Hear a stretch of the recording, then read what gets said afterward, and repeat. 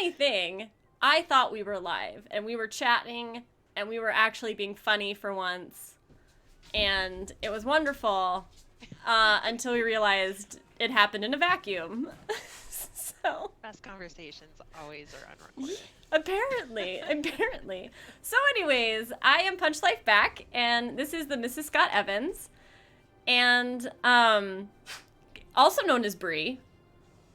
And I'm wondering, Bree, how the times that people on Twitch have gotten to actually see your face are really small. Here's the Mr. Scott. Uh-oh. Auto host set up for something? No, we're good. I can see we're live.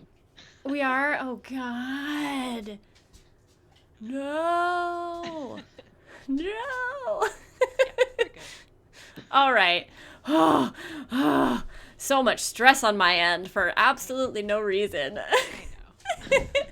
But yeah, like, how many times have people actually gotten to see what you look like? My actual face, Yeah. maybe 3-ish times, and for very briefly.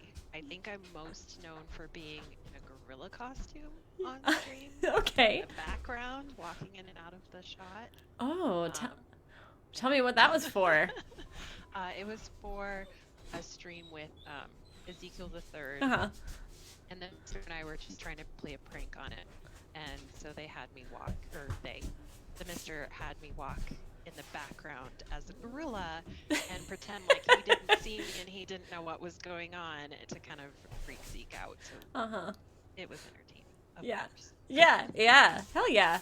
Well, and that's like, so that's what was just occurring to me in the moment, is because I know you've been in Zeke's community for how many years now? However long he's been streaming. Yeah. We were there day one, and even pre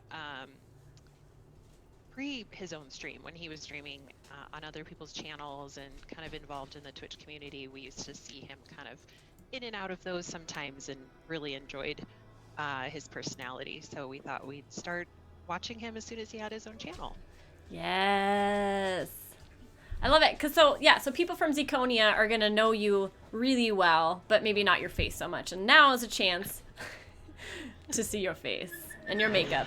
Yeah. So I'm hearing that your volume is a little low. I can try to talk louder. We just turned up our audio. Okay. That's Maybe what I was help. looking for. Now I just have to turn down the music a little bit, I think. Aren't these interviews exciting? They're all tech. No substance. Just tech problems. I don't know. I think I've said it to you. We've had conversations about it before. That's part of what I like so much about Twitch, is there's no expectation of perfection. And if it is like too perfect, then people are like, no, I don't buy it, and they don't want to watch. Yeah, well, all of this tech problems are totally fabricated. I make them up every single time because I'm perfect and I look perfect. We want to make it look faulty. Oh yeah. Yeah, we're like the opposite of. Oh God, this can be terrible. Oh, I can't. I was gonna make some really way too high-minded joke that was gonna fall flat, so now I kind of have to say it. But it was something about how we're reverse engineering what it stereotypically means to be a woman. Instead of trying to become perfect, we are perfect trying to become imperfect. We're fooling everybody. Yeah. Yeah. Yeah, I only All wish. I know. Right. Well, hi. And so you also mod for me on my Punch Life Back, and then you mod here at the Matrix Guard. I do. So I think I'm a mod on a couple other channels that I just don't get the opportunity to frequent that often. Yeah. But yeah. So what got you interested in modding? Like, what do you love about it? That's a good question. I don't think anyone's ever asked me that. I think each channel's different, right? Like, what you need to do as a mod is very different depending on the channel you're in. They all kind of have their own rules. Like for Ezekiel's channel, it's pretty loose. He just doesn't like backseating or spoiling or things like that. But then for someone like your channel, it's a little more stringent on what conversations can be had during the chat. So I like being a helper at heart. I think that's kind of my biggest driver of why I would want to be a mod or even accept kind of that position is to help in whatever aspect that is. So understanding the channel and what is appropriate, what isn't, kind of help facilitate conversations as well. If there's low viewer count, kind of keep the conversation going. So it feels like there's more people there actually talking than there may be. Yeah, that's what you do for me, for sure. And I in those love beginning days, for sure. Yeah. But and then as viewer counts kind of go up, you're kind of a familiar face along with the streamer. I think a lot of mods are known as well, and not just the streamer. They're part of the community vibe, and people don't just go to see the streamer, but they may also go to have conversations with the mods and the people in the community. Yeah, so I like being part of that. Yeah, I think that's so true. You're like certainly very integral into what goes on, and especially on like bigger screams. I'm looking at a screen. The bigger streams, like the mods are like more accessible, right? Because the streamer is focused on playing the game or entertaining. Right. Yeah. Exactly. So, yeah. So what is it? Hi, Dr. Climb D. Hi. What is it about helping that you like? I enjoy the feeling. I mean, helping, it's kind of like, anonymous donations in a sense. Okay. You're doing it not just for the other person, but for yourself as well. It helps you feel good. It just also helps me feel that I have a need, that I'm needed in some function. I have a place. Someone's joined the guard. I'm sorry, we're celebrating. Welcome. I'll wait forever. Hi, I'll wait forever. Welcome. I'm trying to think of the word. There's the word I'm trying to think of, and I can't think of it. But like a sense of belonging, I guess, is kind of another thing too. Like if someone needs you around or needs your help with something and you're able to provide it, it gives you a purpose. That was the word. Yeah, it helps purpose. Provide a sense of purpose. Yeah. And just makes you feel good. And it feels good to have someone help someone else feel good. Yeah, it does. So there's I'm going to say it, there's like a philosophical debate on whether or not anything can be truly altruistic. And it's like for that exact reason that doing something for somebody else makes you feel good. So therefore somehow hi Jay Justice, welcome. Jay.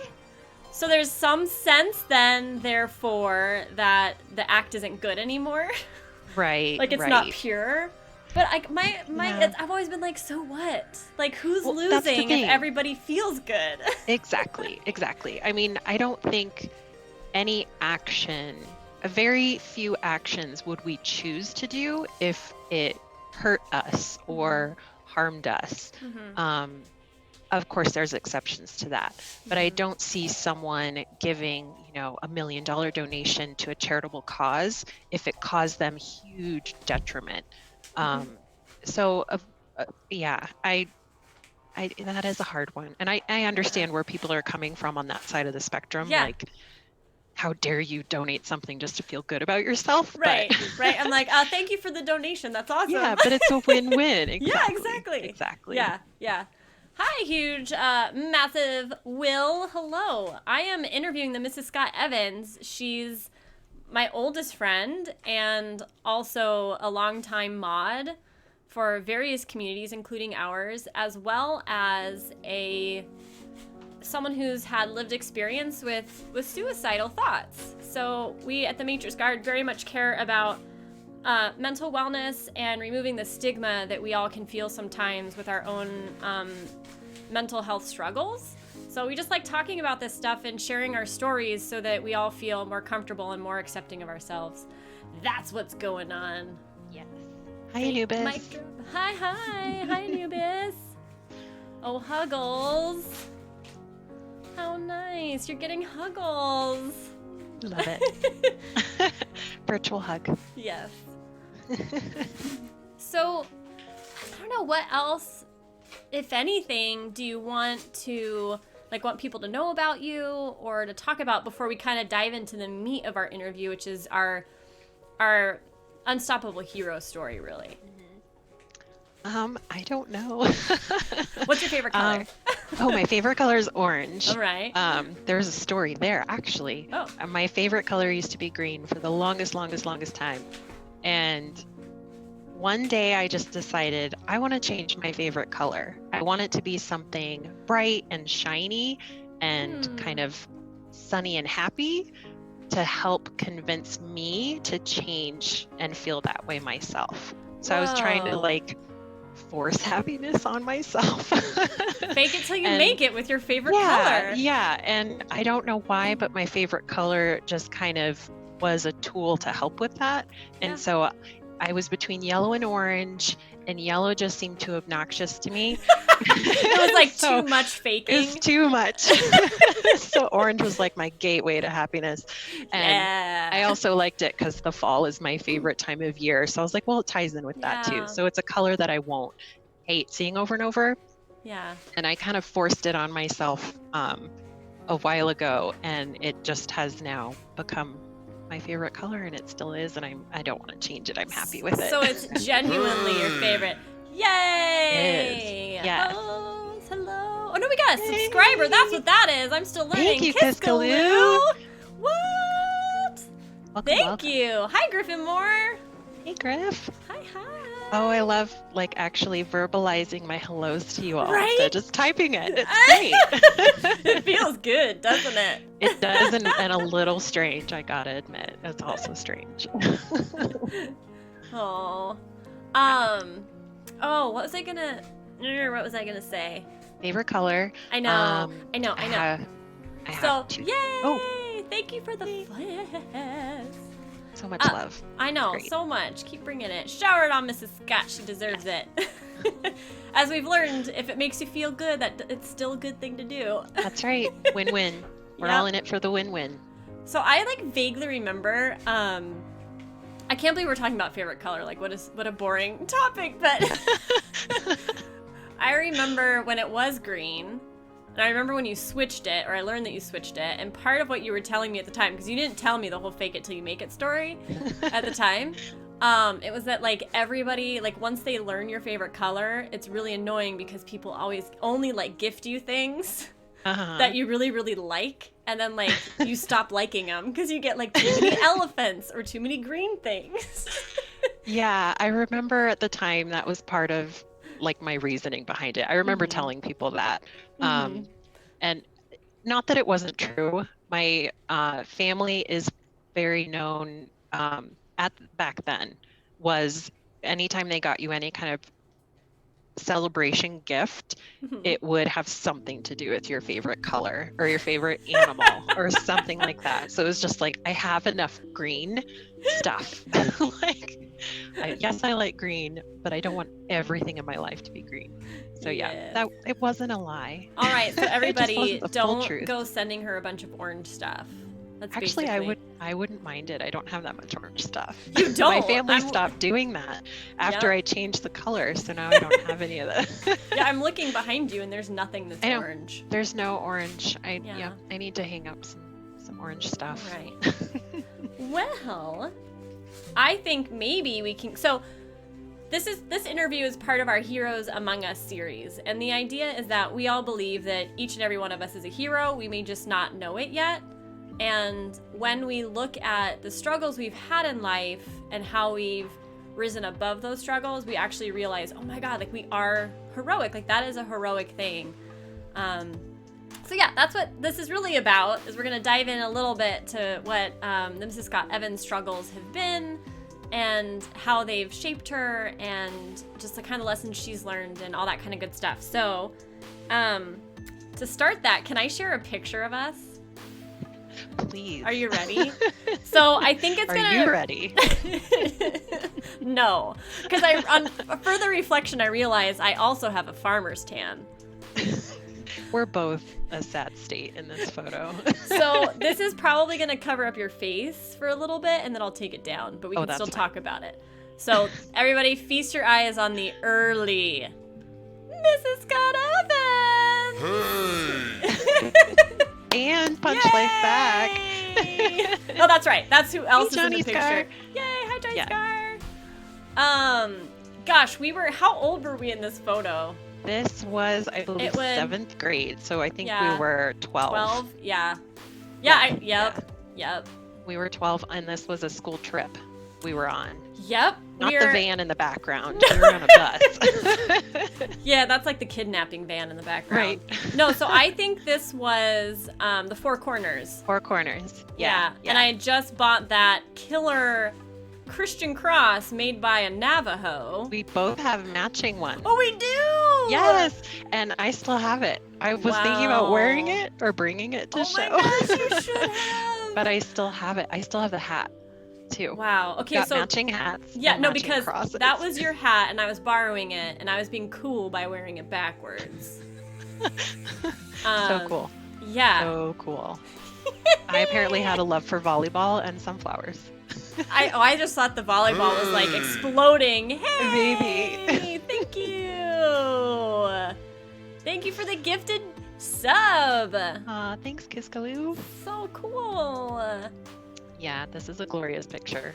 Absolutely love it. Yeah. Now I have to figure out how to. Oh, there we go. Now I pulled it down. Do we want it back? Give it back.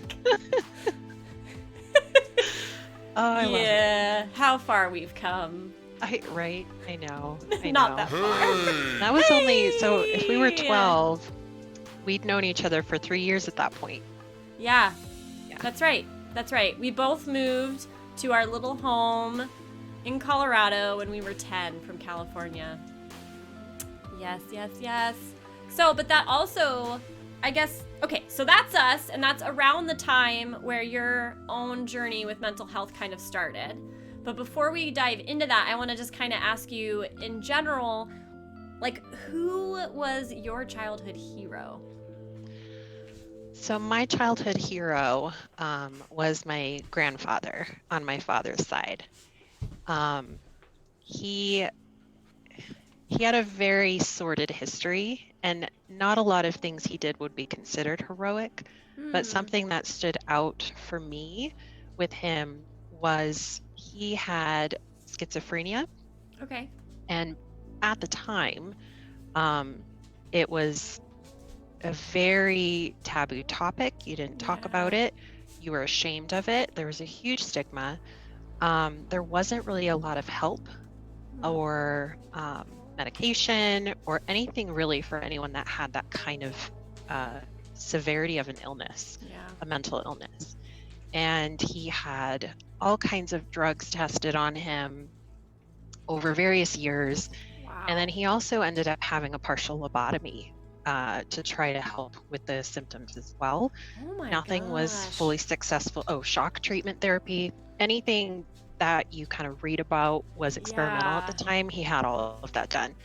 And he was also a veteran. So this was all done through Army hospital facilities. And so anything that was potentially something that could help, they threw at him.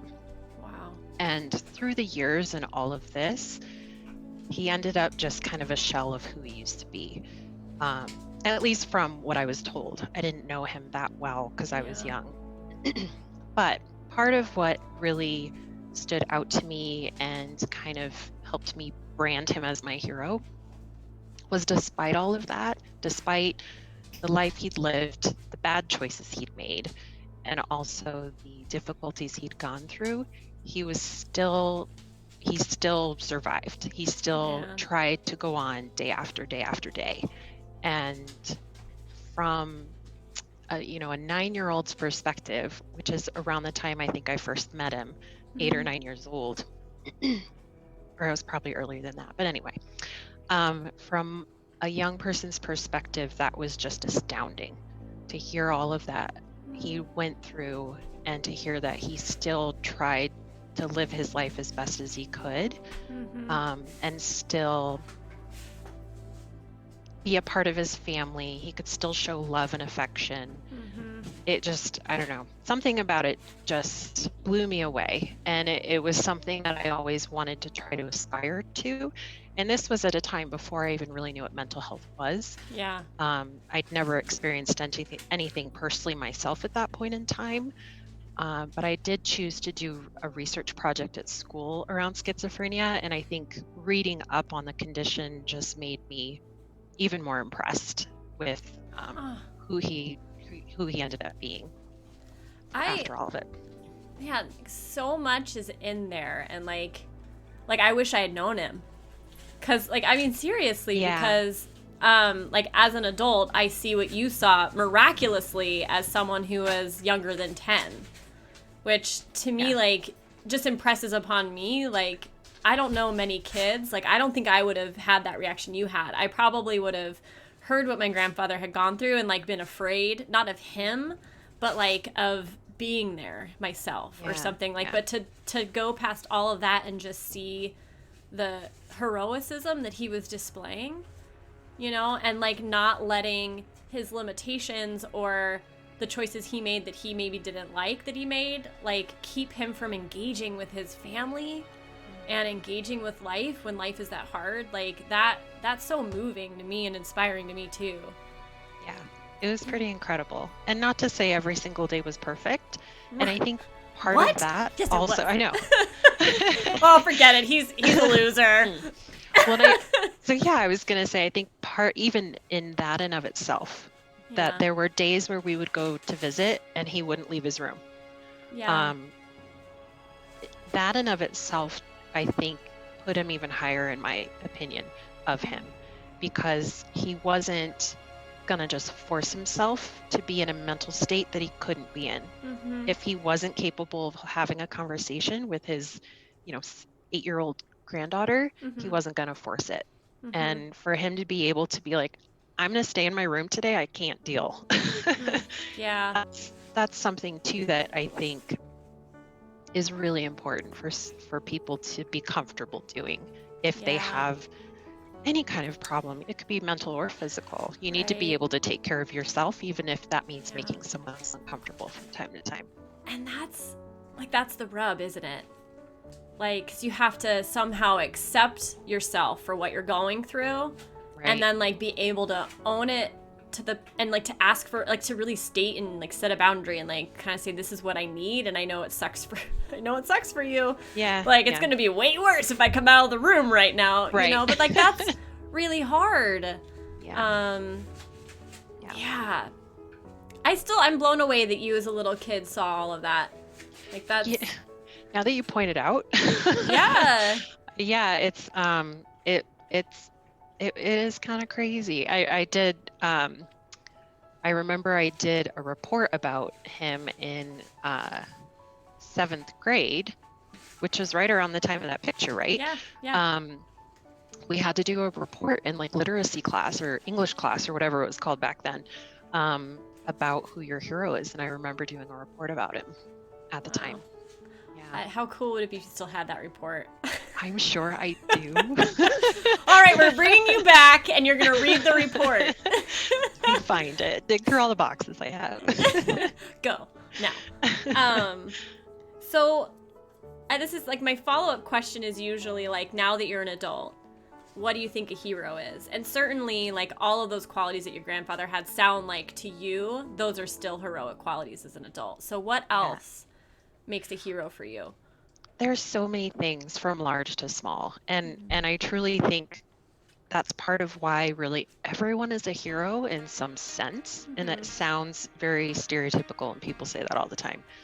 But I don't think everything you do makes you a hero. Like, my grandfather's a great example. Did he have good days and bad days? Yes. Did he do things that probably weren't very heroic and not a really good choice for him to make? Definitely. And I think so many of us do that, but there are little things that we do, not necessarily every day, that are heroic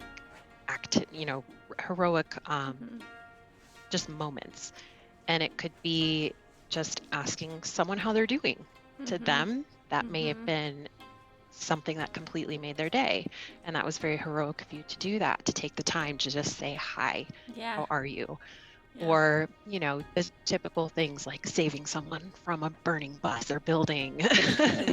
But I think someone just kind of, me right now, what I see as heroic actions or someone that's being a hero is kind of being present in the moment and helping either someone else or even themselves. It doesn't necessarily have to be outward. Yeah. It can be inward too. Those heroic actions can go both ways.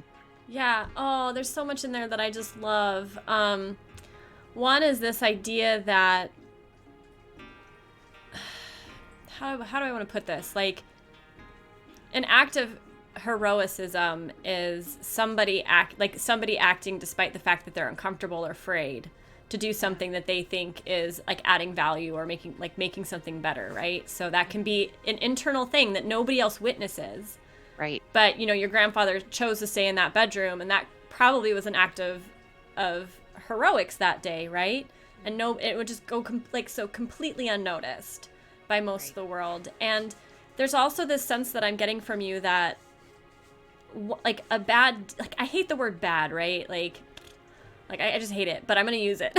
So our bad actions don't undo our heroic ones. Like, they don't undo our good ones. Like, we are all a mix of both. And the potential, every new moment, is this idea that you're bringing up about being in the present, to me says that every single moment, if you become present to it, is a new opportunity to choose if you're going to be heroic or be a villain. I mean, that's not, I hate that too, but you know what I'm saying, right? We are capable of everything. We could have an interview that's the unstoppable villains among us, and we'd all be there too. We're in both domains, right? Yeah. And neither negates the other. They're all part of the same thing. Yeah. And that's part of why I think I say everyone's a hero, because you're actually, it doesn't negate those choices the good choices you've made and the good actions you've done. Right. There's times when we're selfish for bad reasons, or there's times selfish where for good reasons. And exactly, there's times when we're selfish for good reasons. So there's, I think, someone who most of the time chooses those good actions or heroic actions can kind of be considered overall a hero. But even if they don't, if it's just one action every month that they do heroically, that's still a heroic action. And arguably more heroic. Yeah, because it's not something they do on a day-to-day basis. Yeah, and that reminds me of, so you mentioned the stereotypical thing, I'm going to save you from this burning building. Yeah. So when I see animals in danger, which it probably would happen with humans too, but I live in a neighborhood where a lot of people don't put collars on their dogs, and then they leave their gates open, and we have very busy streets. So way too often I see a dog in danger, and if I'm anywhere able, I just go into autopilot. I've run out into traffic. I lost my finger. I just go into action, and it doesn't require an ounce of bravery. So and I have heard other people who have done these heroic actions to save lives. They're please, they're uncomfortable when they're labeled a hero because it was this they had to do it. There wasn't really this overcoming of fear or anything like that. So it's really hard to actually judge from the outside what isn't heroic for somebody. It's really up to that. It's a felt experience that somebody has. More than anything else. I like how you pointed out that it's not always a conscious thing. Right? To do a heroic action. Sometimes at TwitchCon this year, I was talking to someone while waiting in line for a panel. And we kind of talked about heroic moments. I brought up that as a topic of conversation. Yeah. And they shared with me that someone in their chat outreached to them saying they didn't want to be here anymore. No one cared about them. And he responded, of course you're cared about. We care about you. You're part of our community. And just started that conversation, helping that person through this crisis moment. Yeah. And I was listening to him tell me this story. And when he was done, I said, that's your hero moment. And he just kind of shook it off no. I was yeah, it is. Yeah. I said, in that moment, you probably didn't feel like it, and you may not feel like it now. But to that person in that moment, you're their hero. It doesn't mean you were trying to be, but you were. Right. And that happens more often than I think we realize, which is good. Yeah. So what I hear you saying is even though like it may also not be a felt heroic moment, like you don't feel like you're heroic, there's still value in the deed and in the label of it being heroic from other people. Yeah. Yeah. Yeah. It's not always about you. No, yes, it is. That's why I stream. Yes. Yeah. I like the question mark on that. Yes. Yes. All right. Moving on. All right. So we've been talking about this, but all heroes have their challenges, right? And the example that I really like to use is like Batman and his fear of bats and Daredevil and his depression, right? So what was your challenge? But I'm going to put it this way. Which of your challenges? You know me too well. Because I know you really well. Would you like to tell us about today? Oh gosh. Okay. Yeah. And do you want me to bring up the other picture? Oh, of you? sure. Is this a good time? For people to stare at. That's fun. Yeah. Instead of your face, we'll let you start with your picture up, and then I'm going to bring it off, and you can... Because this is around the time of your story, right? Yeah. Yeah. Talk about superheroes. No. Yeah, right? That stance, that pose. Oh my gosh. It's amazing. It's not a Renaissance cape. It's a superhero no, cape. it's not. Should we share the story behind this before we get into it? Yes. This was you and I decided to make our... Yes, the Mr. Scott. If you haven't seen this by now. Oh, it's too late. You're way You were there. You saw me in it at the time. Yeah, well, he forgot, clearly. I know, clearly. One year for Halloween, we decided to make our own costumes, but not like, put something together from the thrift store, but like physically sew from a pattern our costumes. Sharing the same sewing machine. Yes, and the same pattern. They were slightly different patterns. Yeah, different sizes. It was the bustier thing. The bodice, yep, just the bodice. Thank you. Those were different. This thing. But yeah, and so we made them. Yours was green and beige. Yep. Mine was red and beige. We made matching cloaks, which were really capes with hoods. And we had promised each other we would wear them together to school on Halloween. And you did not. But that's you what did, I remember. Right? But I did. Yep. And but this picture was from later that night. After school, we went trick-or-treating and we got together with a bunch of friends. The Mister was there. And he had red spiked tips at the time, I recall. I remember that hair. You should have brought that picture. I have it, but I didn't send it to you. Oh, will you send it to me and I'll drop it into stream one day? I will. With his permission. Right. So yeah, that is the story behind it. And you did wear the outfit and to that. And I didn't send it to you, but I had a close-up of the two of us in our outfits too. The matching outfits. It's great. Wow. Oh, so good. So yeah, transitioning. So the reason I sent you that picture, because you can see that picture, right? Like I'm super happy and posing it up, yucking it up. I think how old? So we were 13. At that time, we were freshmen in high school. And from that picture, it looks like, happiest girl. She's having a great time. She's wearing her homemade customized costume. No cares in the world. She's about to go get candy. Right. So the thing that's hidden behind that picture, and I think is really important, and a message I try to share as much as I can, is you can't tell how someone is doing by the picture of them, or even just having a conversation with them all the time. At that time, about a year prior, when I was 13, I started having signs of depression and symptoms of depression. I didn't know what it was. It's not a word that really was ever mentioned in my household. Mental illness just wasn't really something that people had conversations about back then, or very limited at least. But that was kind kind of referencing back to the original question you asked me, Yeah. as like overcoming something. So at the time, I didn't know under what it was. I didn't really understand what was happening to me, why I was feeling this way. I had a very loving family. I had who was able to afford things more than your average, things that you needed. We had a house, we had food, we had all the things that we could need. I had a great group of friends, an amazing group of friends. I wasn't by myself in any way. I wasn't, I was supported in all aspects that you would need to be supported. But for whatever reason, I just wasn't happy ever. I would wake up unhappy. I would go to bed unhappy. I'd be unhappy all day. And I had no explanation as to why.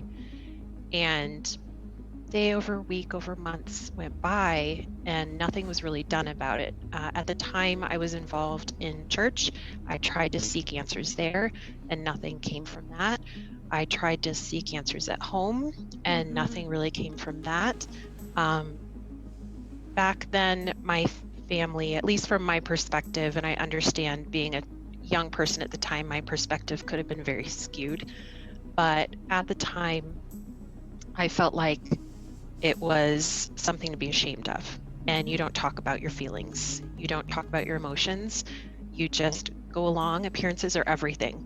And as long as people think you're happy and think you're doing okay, that's all that matters. And that was kind of the message that I was getting from my house and also getting from when I would go to church and ask those questions, what if someone is contemplating suicide? What if someone is unhappy? And basically the message I was getting over and over is that's sinful and you just need to snap out of it, was kind of the message I was getting. And I don't want to say that's all religion. That specific church and group I was in, that was the message I was receiving. And it kept getting worse and worse and worse. Nothing was getting better. And then kind of going back to that picture moment, I was really good at hiding it. And yeah, you were. Very few people knew what was really happening. And that was because I was kind of trained to do that. Put on a mask, pretend that everything is fine, and just keep it all inside. And maybe eventually it'll go away. And I hoped and tried to believe that that was the case. So for a very long time, I went on that way, excruciatingly. It was really, really painful. And I just got to a breaking point where I said, I can't do this anymore. I'm in so much pain. I just can't go on. And I convinced myself that everyone else would be better off without me as well, that I was a burden to my friends, I was a burden to my family, to my church, to everybody, and decided to begin planning my own death, plan my own suicide. And I went so far as to, I planned the day and time, I planned the means, I wrote goodbye notes to a few friends and my family, and I was ready to just go through with it. No one had any idea. And that's kind of another message I try to share in my story too, is you can't always tell. Right. And so I ended up, my plan was to spend my last night with the person that I cared most about, which happened to be you. And I don't remember exactly what we talked about. I don't remember how it came up, but for some reason I shared what I was experiencing with you. And you listened without judgment, which was my first experience with that, and convinced me to get help.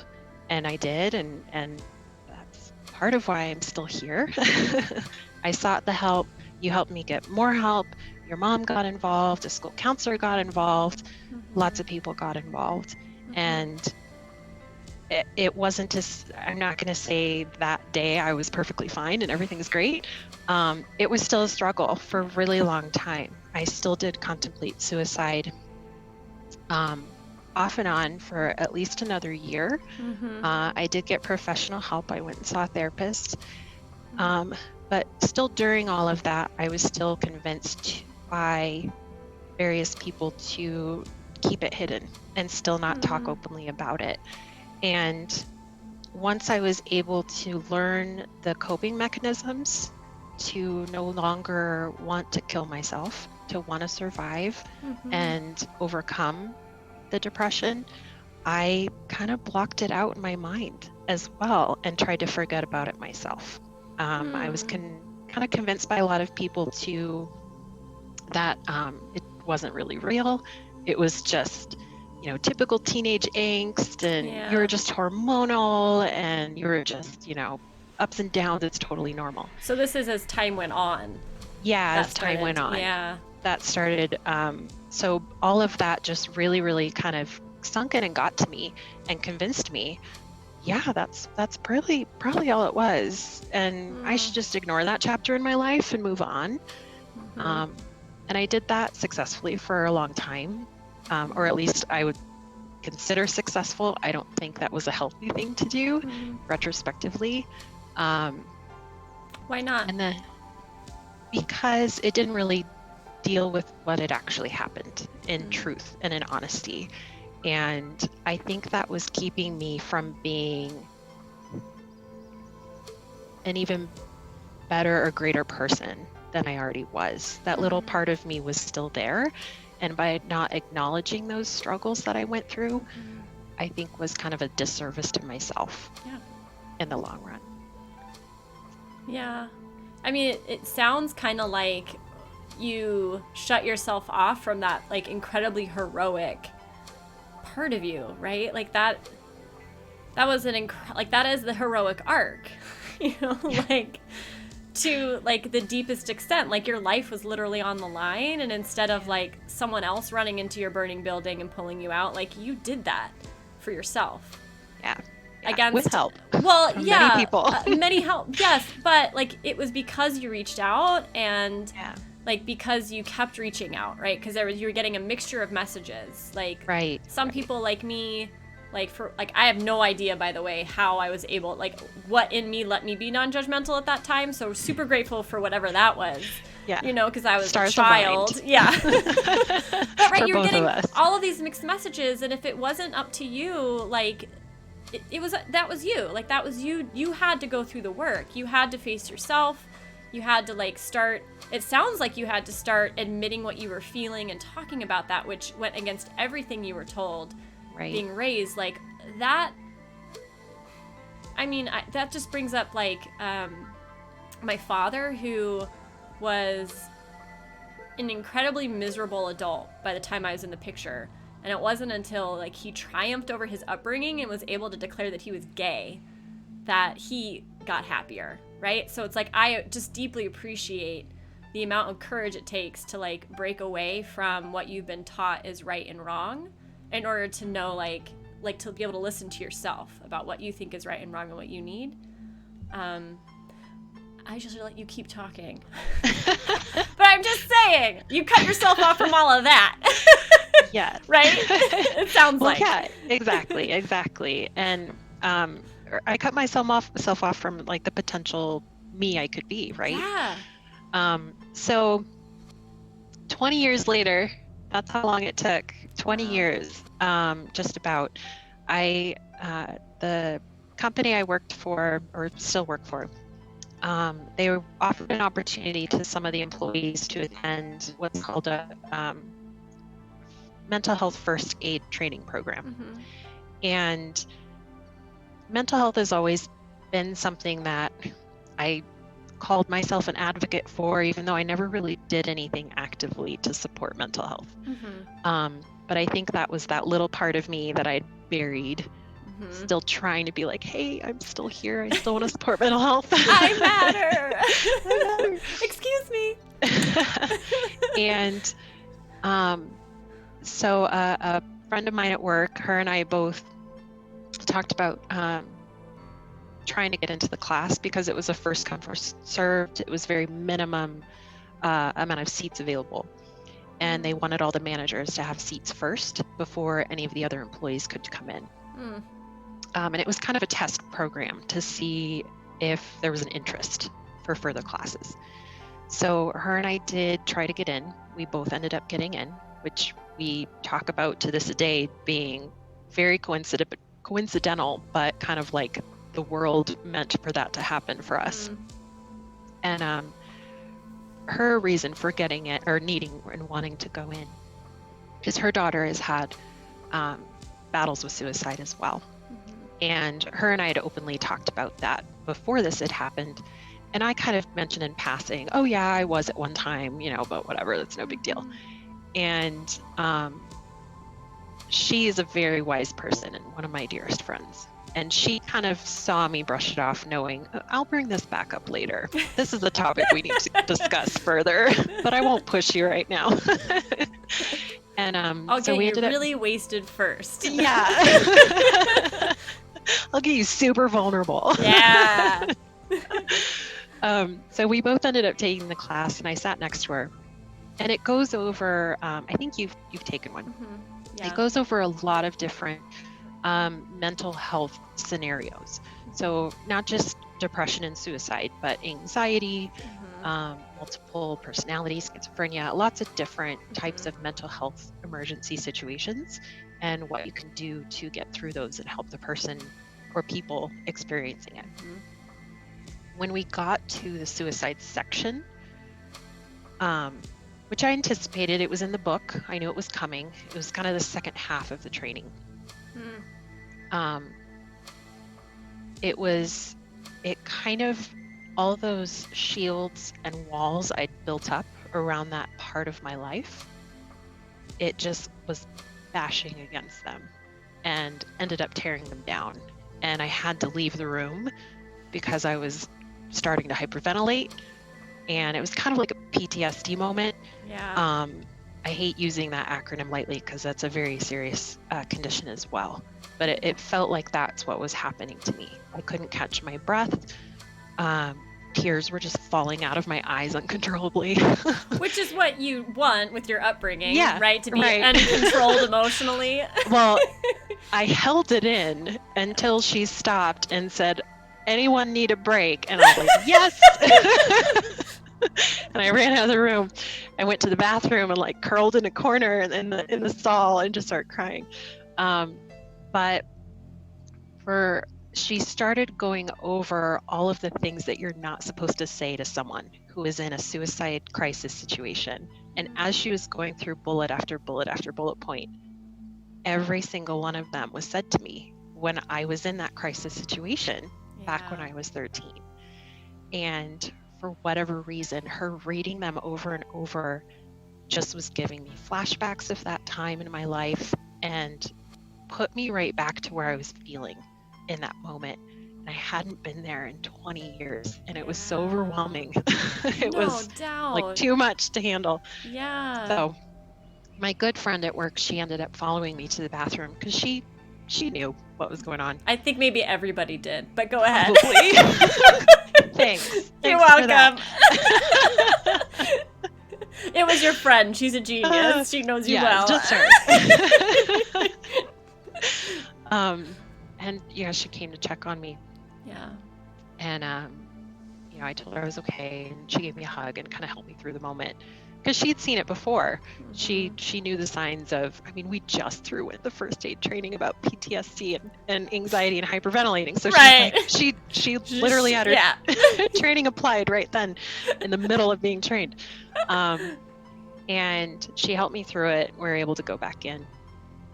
And no one was the wiser, Catherine. Of course. I'll jump back. Everyone knows my name. I know, everyone knows that anyway. Yeah, they do. And so after that happened, I really started, it all just kind of came flooding back. Yeah. And self-contemplation happened. Oh, go ahead. I really shouldn't interrupt. I'm really engaged with what you're saying because it also sounded like it validated the experience you went through. Yeah. And it did. It did. And I Mm-hmm. think that was part of what kind of broke down those walls I Yeah. built up, is this was real. Yeah, This like was check, real. I had that. Check, oh, yep, I Right. had that, Right. and that, and that, and that, and that's, Yeah. oh, that's 9 out of 10. Like, Like, this was this isn't real. a printed handbook that they Yeah. use for training all over the country. It's not just Authorities made did up. this. This is more important than what my mom said. Right.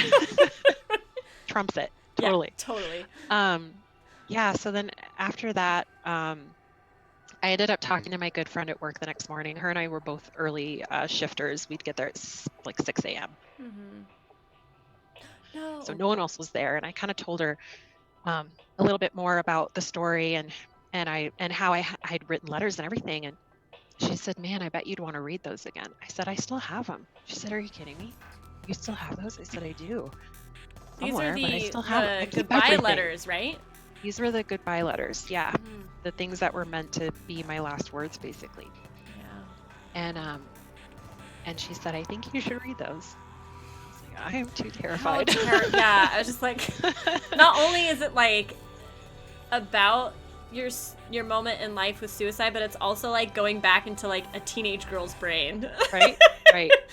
And she asked me, she said, "Why are you so scared to read those?" I said, "I don't want them to be right, that it was just teenage angst and it wasn't real. I don't want to think that that point in my life that I felt was such a struggle really wasn't. And I was just overreacting. I would be devastated if that happened." And I said, "And I'm just too scared to read it by myself." So she said, "I'll sit with you if you trust me enough to do that." And so we did. I brought my letters that I'd written in. I found them and I brought them in, and I read them with her, and it was another one of those, flashback PTSD kind of moments. And I started hyperventilating, and it was, and I don't remember what happened. I kind of blacked out after I finished reading them for like a minute. She had to tell me. She said, "Do you know what you were saying after?" I said, "I don't remember. I was just hyperventilating and crying." Yeah. She said, "You kept repeating over and over again, it was real. It was real." Oh, wow. Yeah. And hearing her say that too, like, really hit. And it gets me when I think about it. Yeah. And I think that was part of the hurdle I had to get over to really embrace my mental health and be comfortable talking about it, was knowing that it really was a mental health crisis. It wasn't just overreacting. It wasn't just, "Hey, get over it, you're having a bad day." It really was as bad as I remember it being, which was bad and very painful. Yeah.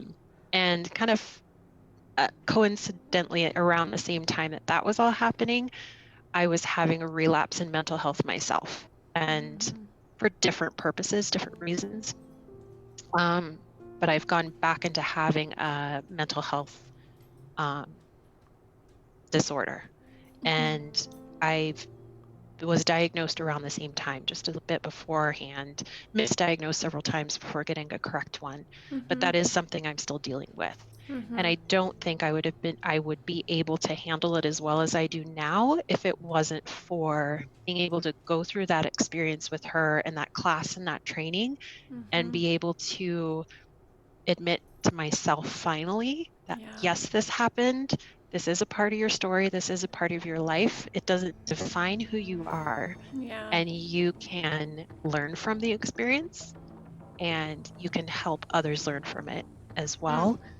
And kind of share that story to help others share theirs. Because I find a lot of the time when I open up and start sharing something very personal about myself and my hero journey, others will as well. And that is so therapeutic to be able to talk about something that you feel like you've never been able to talk to anybody about before. Yeah, and like it's probably somewhat of a rush too. Yeah, it's right. Great. But like, it's really weird, and I look back at some conversations I've had with some people who open up about a suicide story, and I'm like, "Oh my gosh, it's the same," and I'm like, I shouldn't be this excited. like about talking about suicide, We but almost killed ourselves. yeah. But that's Woo! kind of, I mean, if anyone's been that person, you would understand the feeling too. Yeah. And there was a couple people at TwitchCon that I shared that experience with, and they reciprocated it too. And we both were Yeah. like, yeah, high five. We're suicide survivors. Yeah.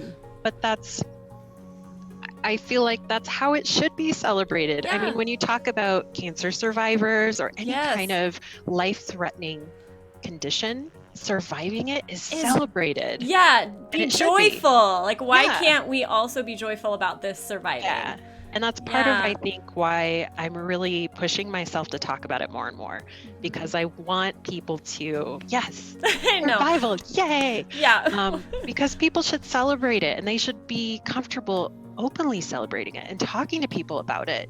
Like, just because that was a part of my life, and even if, say, I were struggling now, thankfully, suicide is no longer in my mind as an option for going, for battling my current mental health condition, gratefully. And I do say that very, very strongly, gratefully, because it very well could be, and I may not have control of that. But you should, even if you're currently suicidal and you have attempted before, still celebrate that you're still here. You got through that moment of crisis. You may have others, but knowing that you've gotten through it before can help you know that you can get through it again. Yeah. And that's not true with cancer. Like, if it comes back, it's not. Well, yeah. I mean, not as you can't like, always like one-to-one. Yeah, but it feels like with suicide, maybe we can get away with that. Yeah. But like, so I mean, how many times have I heard your story now? Like, a lot. And a lot. But each time it feels like I'm hearing it for the first time. And I think part of that is because in many ways it's a universal story, that anyone who has ever had a mental health anything can relate to, and that's everybody. Or if we haven't yet, we're going to, right? Yeah. Or at least know someone close to you. Exactly. It affects all of us on a very profound, deep level. So there's something always universal about it that I can relate to, or I feel like I relate to. And there's also something new that I have never heard before, that just helps me. It expands my perspective of what this can mean for somebody. But at the end of the day, like, if I had to reduce it down, like, we've talked about the heroic part of it, but like the demon that you were battling in so many ways, like, on top of the depression, which is a big enough freaking demon, was the stigma. Yeah. Right? Yeah. Like, and that, sure. If we could just remove the stigma, right? You could have talked about it. You could have maybe not have gone through those 20 years of then feeling like you needed, for whatever reason, to deny the reality of it. Like, somehow you, were told and then accepted that your pain wasn't justifiable, right? Like, it wasn't real. It wasn't bad enough to count. That's awful. Like, that is such a, it feels awful for me to even just say those beliefs and to take them on. And I didn't have to live them. Yeah. I'm just taking them on like a heartbeat of a moment on a cast. So, I don't know. It's just, it motivates me to keep streaming, right? And to keep, doing what the Matrix Guard is doing and talking about this with people, because stigma is a real demon. It's a real thing. And if it's not, I don't have depression. I certainly have never had suicidal thoughts. I've been really blessed with, being just a naturally optimistic person. I think I'm a little bit, protected from that a little bit more. But I've had horrible losses in my life of loved ones and, all these kind of things. But regardless, there are truths about myself that I don't feel are safe to share. So even if you can't relate on the mental health side of things, I think we all can relate to this story of, there's something about me that I know I need to face. I'm scared to face it, and it's not okay to talk about it, right? Yeah. So for my dad, it was his homosexuality that led to, hard mental health struggles. but I think we all have something about, like, something similar in us that hopefully I know I certainly find hope and, like, companionship and strength out of hearing your story, and I hope that was true for some other people too, because thank you for sharing it. Oh yeah. I am very happy too. Yeah. Which also, makes me even extra happy that I am comfortable. Yeah. And I know you know this, but earlier this year, just before TwitchCon, I believe, so early September, something I do every year, or I have for the last couple of years, is go on a suicide prevention awareness walk that is held here near where I live. And just after that, it had been a year since I read those letters, my goodbye letters that I'd written. It had been about a year since I first read them again. And so much had happened in that year, personally in my life, with this particular journey. But the one thing that hadn't happened, because I was comfortable talking to anybody who was a stranger about it, I hadn't kind of blasted it to those close to me. And that was kind of my final hurdle, I feel, to get past it and say, this did happen. And all of you that maybe told me to get over it before, you need to hear it again, that this happened. We need to acknowledge it and not just brush it away anymore. I can't do it myself, and I don't want you guys to either. I want to be comfortable talking about it with you, even though you were someone that told me just to let it go. So I ended up I'm terrified for you. It was the hardest part for me. I know, like, I'm terrified for you, and talk about, like, a heroic choice. Yeah. And it was something I had wanted to do since reading the letters, is I want to post this on Facebook, because that's where all those people are from. A lot of us are friends with our high school people and people we went to college with on Facebook, and our family's mostly on there. Or at least that's how my life is. And so I wanted to post something on there, and I'd wanted to do that for a while, but I just hadn't been able to bring myself to do it. And I typed it up and everything, and I held on to it for a year, just not able to post it. Yeah. And I finally was like, I have to do this. I'm going to TwitchCon to talk about my story openly with complete strangers. I should be able to comfortably talk about it with those closest to me. And I just needed to do that for myself. And I had it typed up, ready to go. I was almost going to hit send. And you know this story. I called you. I was like, I can't do it. I want to, but I can't. You need to help me. Yeah. And, again, it's okay to ask for help. That was a moment where I could have very easily just been like, no, I can't. I can't convince myself and not look for the help. But I called you. I was like, I need help. Why can't I get past this? Why can't I just click a button? It's just a button. Why can't I click a button? Because it's not just a button. I know. And you asked me the best question, or you said, well, what is keeping you from doing this? And I said, I still am afraid of someone responding with saying, it was just, you're overreacting. It didn't really happen. And the other thing that I was afraid of, that I still hold a little bit, and I'm working on letting go, is, do I have a right to call myself a survivor of suicide? Because I never actually attempted. The means to which I was going to do it, I never actually tried. I was thankfully stopped before it got to that point. And that's something I've still struggled with. Like I said, I'm working on getting past that. And that's something I don't feel like I deserve that label. And you asked me the best question that helped me get past it.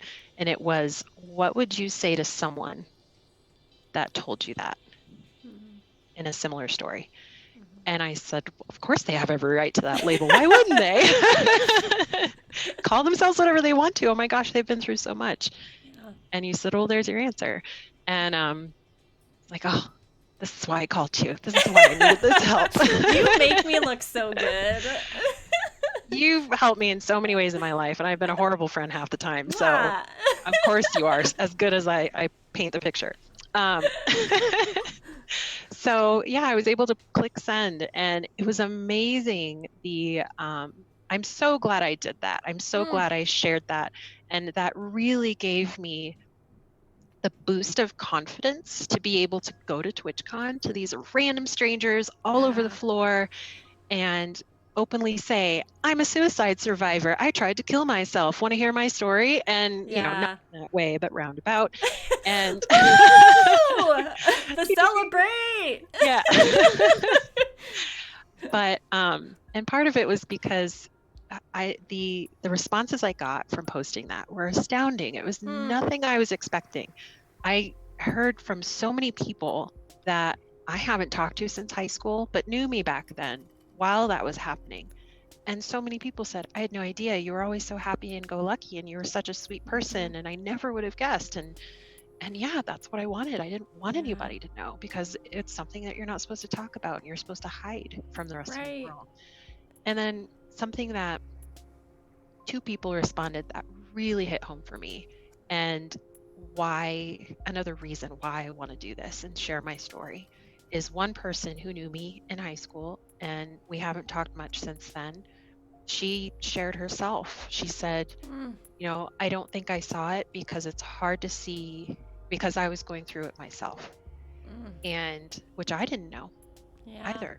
And so I messaged her back, and I said, it's hard to see someone else's pain when you're experiencing your own so strongly, because I didn't know you had that experience either. And another person responded to me, and this person I haven't talked to since I was little, like 8 or 7. And she had gone to the same school as me. She was a few years older than me, but we used to hang out at the school and play together.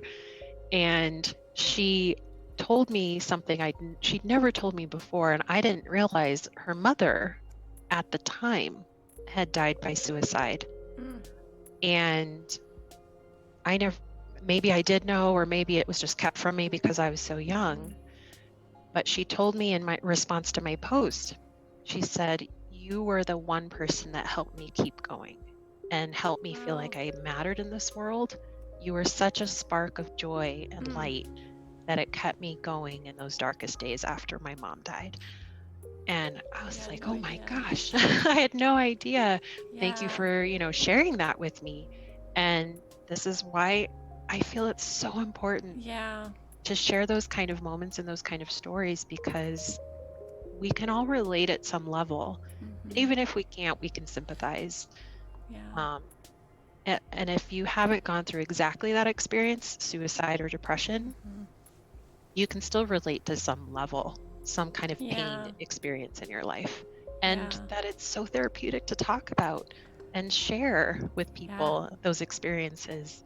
And I want us to be able to do that more. I know, me too. And I mean, like, I'm hearing you say things that, because I'm like a resiliency coach, right? And I study it, and it's just like the waters that I love to swim in intellectually. Like, I hear things out of that, like, okay, incredibly resilient story, so it's heroic, because to me, that's like the same thing. But like, you also got like all of these gifts, like beyond that, like just like dropped onto your lap, because you got, hey, no, you were my spark of light. You kept me alive, right? You had no idea you saved somebody's life, right? Like, and you never would know if you hadn't done that incredibly resilient, heroic act of reaching out one more time just to see if the response is going to be different, with no evidence whatsoever that it would be, you know? Yeah. And you get all these things back that like increase, I think, the likelihood that you'll keep sharing and you'll keep reaching out. And every time that you do, like, I would imagine that you just are getting more of a sense of like power and like responsibility, like you can handle your life, kind of like no matter what mental health thing comes up next or how your journey like shifts, you've got to be getting a sense that you can handle it. Most days. Okay. Yeah. Sure. When I'm in those bad mental health days, sure. it doesn't matter how many uplifting stories I hear. Yeah. So do or you lose even of like my own. so is it true then that you're like in the really hard days you lose the perspective that you have in the Totally. not so hard days? Totally. Yeah. Yeah, and that's Yeah. part of the illness, right? Like it's It just is. it's really Yeah. It's such a weird thing to describe, and there's really nothing like it. I mean, those of you that have been through it can understand, but I tell myself, you're just having, and now that I even know the condition I have, I know it's temporary. I know those bad days will not be forever, and there's an end light at the end of the tunnel. And I've gone through it before. I've gone through worse before and successfully gotten out of it, and I'll be fine. But in those moments, no matter how much you tell yourself that, this is just your brain playing tricks on you. Yeah. This is just your condition. You're fine. None of that reasoning matters. It just doesn't. I mean, equating to cancer, I hate using that all the time, but you can't just be like, this tumor is going to go away, but not feel sick today because of it. It's hard to describe. It really is. And for me, that just highlights, like, it seems to me that it's somewhat common to feel ashamed when you have a mental illness. Or you're struggling with, like, you have depression or whatever, right? Like, and that's in large part because of the stigma and how our culture sets it up as somehow you're at fault. Right? But what you're telling me is that you're not. Like, in your darkest days, it's more like a physical ailment where you lose control of some part of your body, which is your brain. Yeah. So, like, there's just such a need for all of us to practice, like, more self-love and, like, more grace. And if like you're in that spot yourself and somehow can hear that message, like, that's great. But for all of us that aren't in that spot right now, like, just like, it's like, to me, it's an invitation to, like, really lean into the opportunity to be not judgmental about somebody. Like your friend whose mother died by suicide, and you never knew as a kid. Like, why? Like, if she had died by cancer, you probably would have known. If she died by, like, any other way, we probably would have known. And certainly when I lost my father-in-law to suicide, over a year ago, like, there was a sense of, do we tell people this is how he passed? Right. Like, I don't judge him for it. Like, I understand that he lost control of part of his body and it had a really tragic ending, result. But, like, I didn't judge him for it, but I knew that the community around us probably did. And because I anticipated the judgments, I was like, do I share it? And it put, like me, and I can only imagine other people going through it as well, like, in this really uncomfortable position of wanting to honor him and, like, celebrate him and, like, not let his ending be a part of his story that would somehow ruin his story, Right. So it's just, there's, like, this stuff is tragic enough. It's hard enough, without us, like, layering all the extra crap onto it. Right. All the feelings of judgment. I know. And totally understandable, too, that when you're in it, that you do it to yourself, right? Oh, yeah. Like, it makes so much sense why it happens. Yeah. And that the judgment in particular, I don't know if this is typical for other people that have mental conditions, and I don't know if this will happen with you experiencing a loved one close to you dying from suicide. That judgment feeling has stuck to me like glue ever since I was 13 and has not gone away. That's probably my biggest hurdle that I still have to get over, is I constantly feel judged by others. And on those down days, it's insurmountable, the feeling that I have. And it impacts my work, my professional life. I feel like the work I'm doing is crap and that I'm no good to my team, and why did they hire me, and they're going to fire me because this is all awful work. And they're just saying it's good to be nice and they're not really meaning it. At home with my kids and my husband, I feel that as well, with friends, with family. When I'm in those really bad days, the judgmental feelings of judgment just up over any little thing is just insurmountable. And then even on the good days, it's still there. It never quite goes away.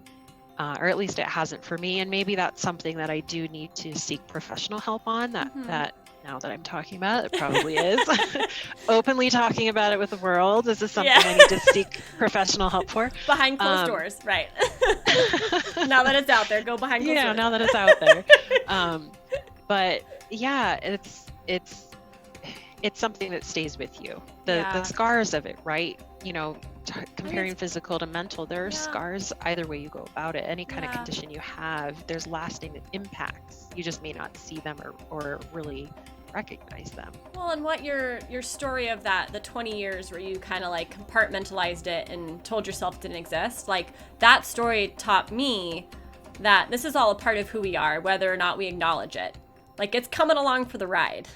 It's part of what makes us who we are, right? So that baggage, right? Yeah. Well, I prefer not to say baggage. I prefer it's some of our. It's like because the way I hear your story is I hear a lot of.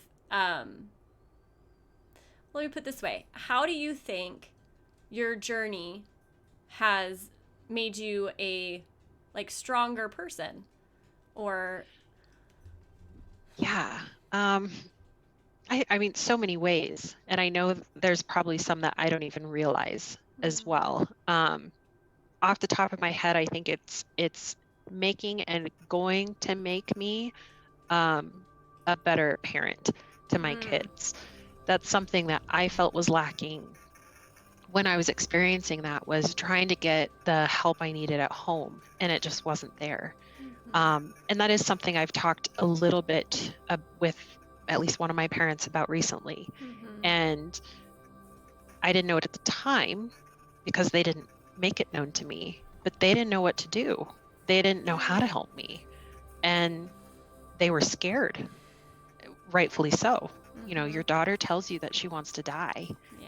That's very scary. I can't imagine that as a parent. I don't want that to happen. But if they had just told me that and said, we don't know what to do, but let's try to figure it out together. Right. If they'd something along those lines, it would have just changed my whole the rest of my life. But because of them not, I know now that is something that kids need. Yeah. Not just with mental health, any kind of situation.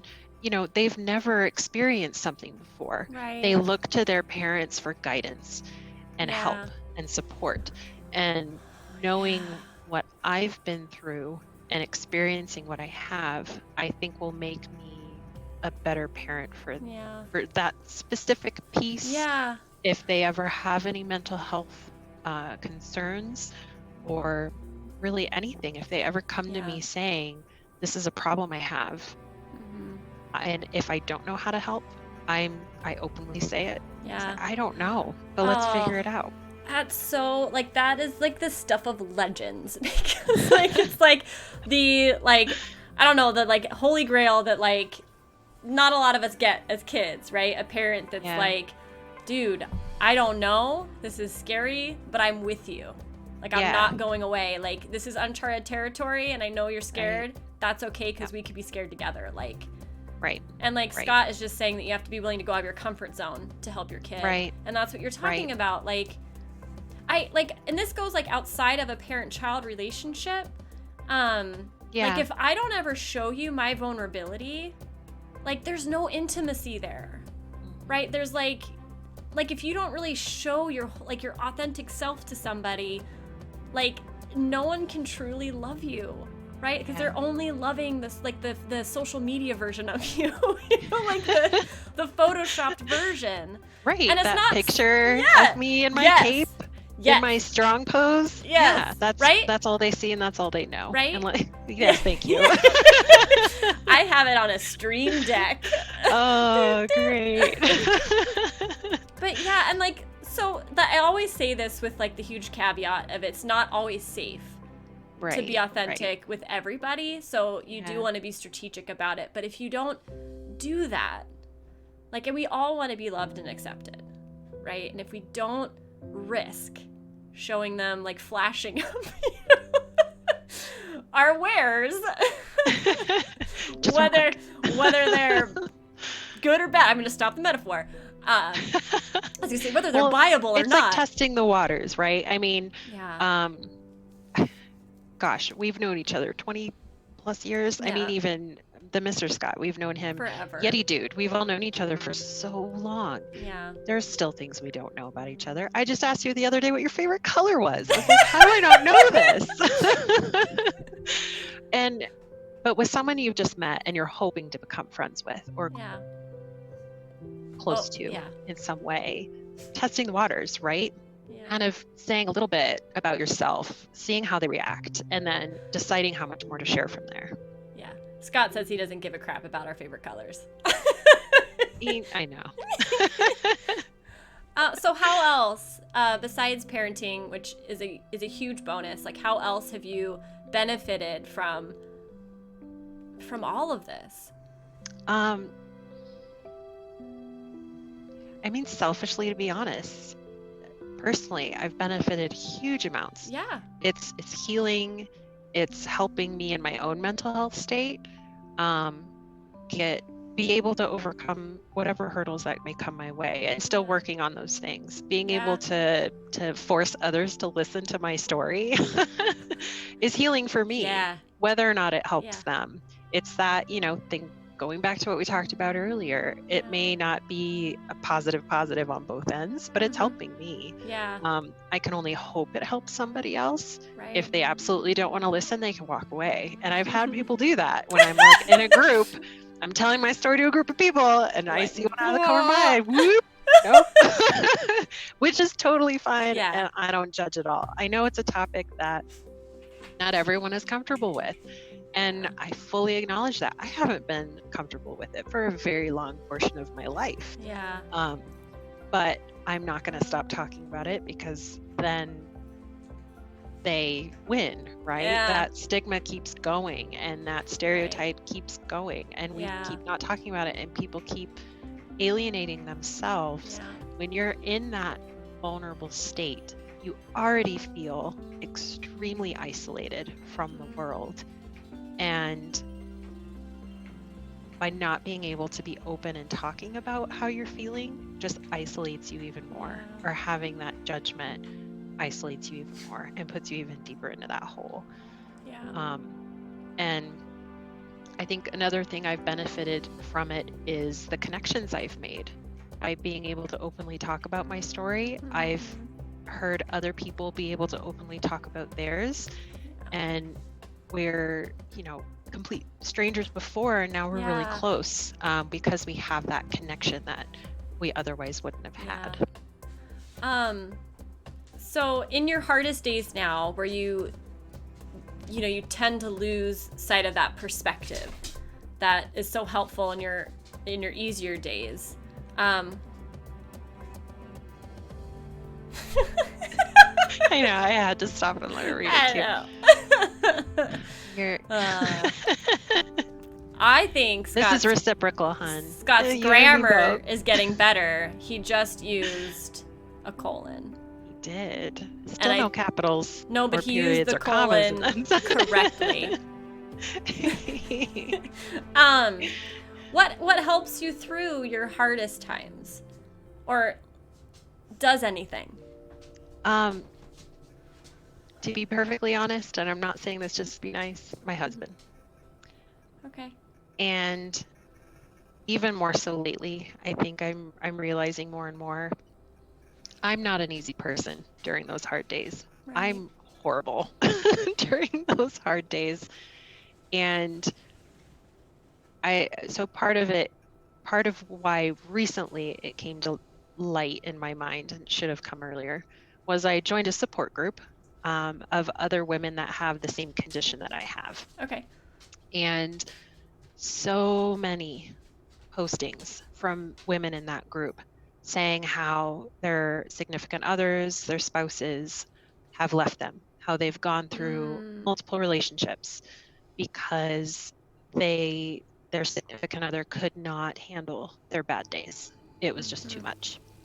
And I get it, because I'm pretty nasty on my bad days. Not gonna lie. I wouldn't want to deal with someone like this. And it really put in perspective for me what a special person I have for a husband, for him to be able to know, okay, it's a bad day, I'm going to give her some space. And whatever she's saying to me, she doesn't really mean. It's just part of her condition, and we'll deal with it. Or, okay, mom's having a bad day, let's get out of the house, kids, let's go somewhere and leave her alone. But that's something I need, and I never knew I needed it, and it's not something I ask for. He just does it. Yeah.